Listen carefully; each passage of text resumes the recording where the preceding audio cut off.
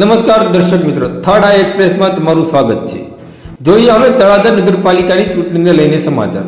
તળાજા નગરપાલિકાની ચૂંટણીનું 16 તારીખે મતદાન થવાનું છે, ત્યારે તમામ ઉમેદવારો પોતાની જીત માટે અથાગ મહેનત કરી રહ્યા છે. ત્યારે તળાજા કોંગ્રેસના વોર્ડ નંબર 2 ના ઉમેદવાર અને સાથી કાર્યકરોએ આજે દેવદર્શન અને પીરની દરગાહના દર્શન કરીને પોતાના ચૂંટણી પ્રચાર અને પ્રસાર શરૂ કર્યો હતો. આ પ્રસંગે તળાજા શહેર કોંગ્રેસના પ્રમુખ ગૌરાંગભાઈ બાલદિયા સહિત કાર્યકરો પણ મોટી સંખ્યામાં ઉપસ્થિત રહ્યા હતા.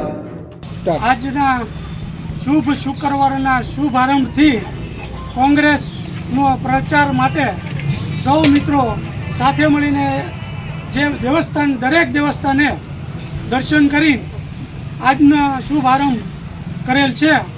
દરેક કાર્યકર્તાઓ આજે ચૂંટણી જ્યાં સુધી પૂરી ન થાય ત્યાં સુધી રાત દિવસ મહેનત કરીને દરેકે રાત દિવસ એક ધારું સંપર્કમાં રહીને સૌએ સાથ સૌનો વિકાસ જે આપણે સાથે રાખીને જે પરિવર્તન લાવવાનું છે એ પરિવર્તન લાવીને બતાવવાનું છે.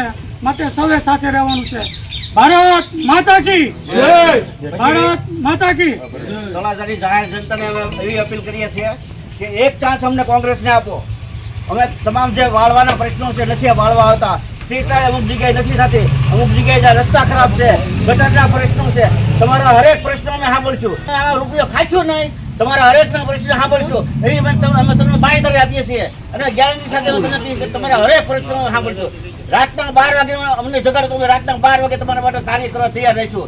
અમે તમને પ્રશ્ન ગમે પ્રશ્ન હોય તમારો હર પ્રશ્ન અમે હલ કરીશું. એક વખત અમારી કોંગ્રેસને બેહાડો એવી તળાજાની તમામ ભાઈઓ બહેનોને અમારી અપીલ છે હાથ જોડીને.